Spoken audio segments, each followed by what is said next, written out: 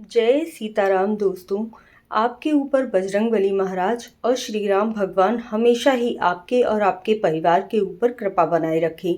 मंगलवार का व्रत हमें कैसे करना चाहिए, उसके नियम जान लेते हैं, लाभ क्या है और साथ में उद्यापन कैसे करना है, क्योंकि बिना उद्यापन किए कोई भी व्रत पूर्ण नहीं होता है। आपको कितने व्रत करने चाहिए और कैसे व्रत करना चाहिए, स्त्रियों को यह व्रत करना चाहिए या नहीं, यह भी जानना बहुत ज़रूरी है।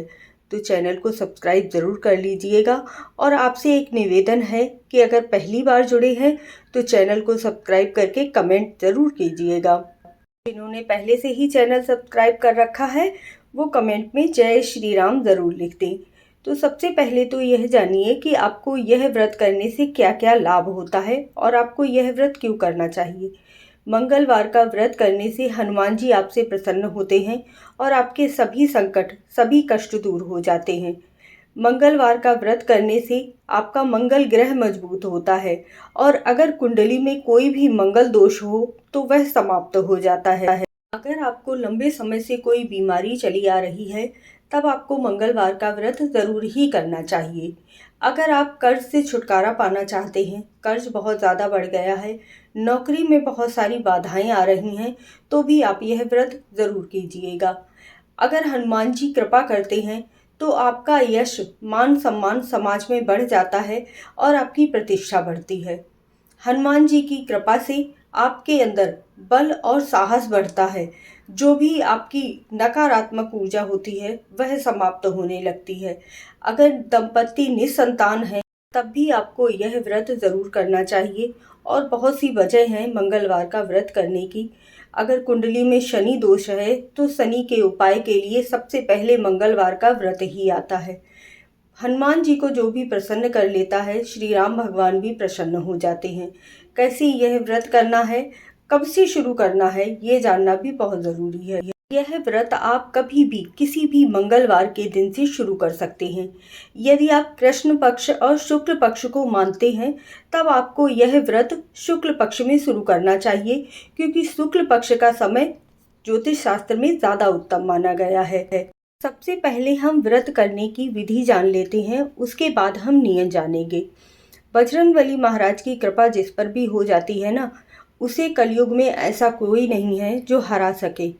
वह विजयी हो जाता है और उसके सारे कार्य बिना अड़चन के, बिना बाधा के पूरे होने लगते हैं। तो आपको पूजा कैसे करनी है, सबसे पहले वह जान लीजिए। एक छोटा सा पानी का कलश स्थापित कर लीजिए, उसमें लौंग, सुपारी, सिक्का ज़रूर डाल लीजिएगा।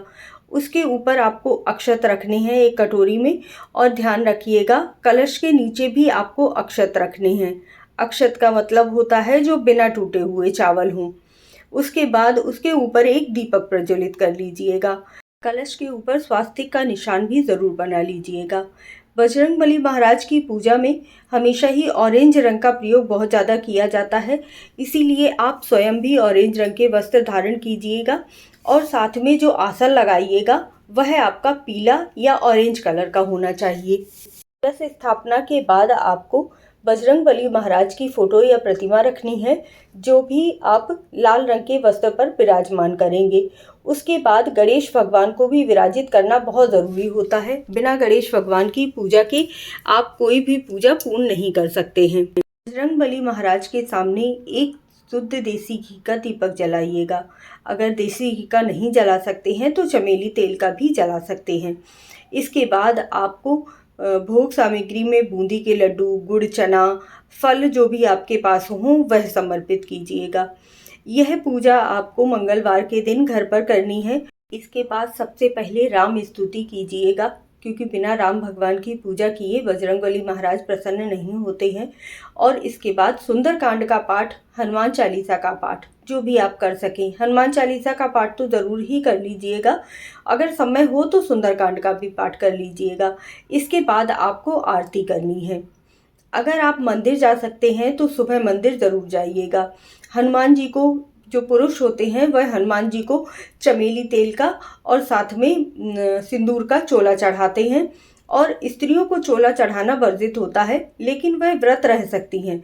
थोड़े से व्रत के नियम अलग होते हैं, लेकिन व्रत रहने से उन्हें भी उतना ही फल प्राप्त होता है। साथ में पान का बीड़ा चढ़ा सकते हैं, प्रसाद में बूंदी के लड्डू आदि चढ़ा सकते हैं। आप चाहें तो मंदिर में भी बैठकर इस तरह से सुंदरकांड का पाठ कर सकते हैं। हनुमान जी का जो बीज मंत्र है, ओम हन हनुमते नमः, इस मंत्र का जाप आपको 108 बार बैठकर जरूर ही कर लेना है। मंत्रों का जाप आप जितनी बार भी करते हैं उतनी ही बार आपके ऊपर हनुमान जी की कृपा होती है।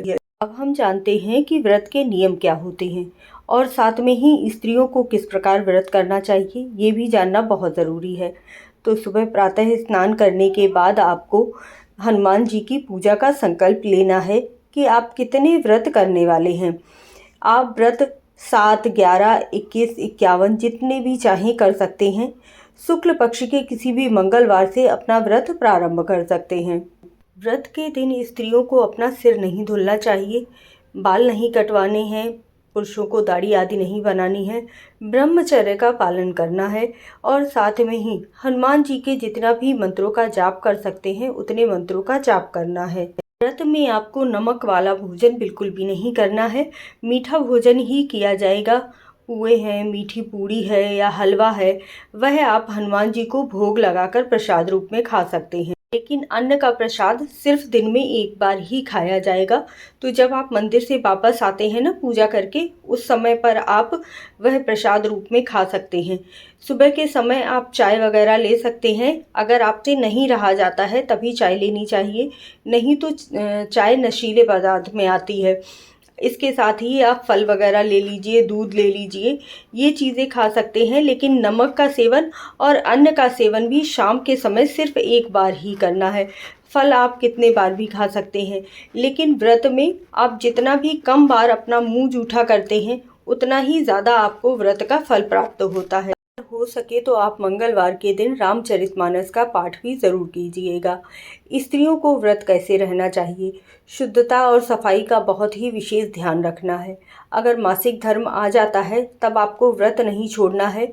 हनुमान जी की मूर्ति बिल्कुल भी नहीं छूनी है, मंदिर नहीं जाना है।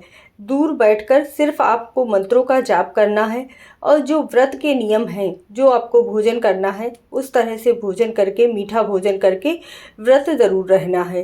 इसके बाद शाम के समय भी हनुमान जी की आरती करनी है और साथ में अगर शाम को मंदिर जा रहे हैं तो वहाँ प्रसाद चढ़ाकर आ जाइए और घर पर आपको शाम को आरती करने के बाद, भोग आदि लगाने के बाद जो भी आप मीठा भोजन बनाएंगे ना, वही आपको प्रसाद रूप में ग्रहण करना है। इस तरह से आपको मंगलवार का व्रत रहना है और फिर देखिए कि आपके जीवन में जो भी कमियां होंगी वह सब पूरी हो जाएंगी। हनुमान जी का व्रत ज़रूर रहिए और मंगलवार का जो उपाय है वह भी ज़रूर कीजिए।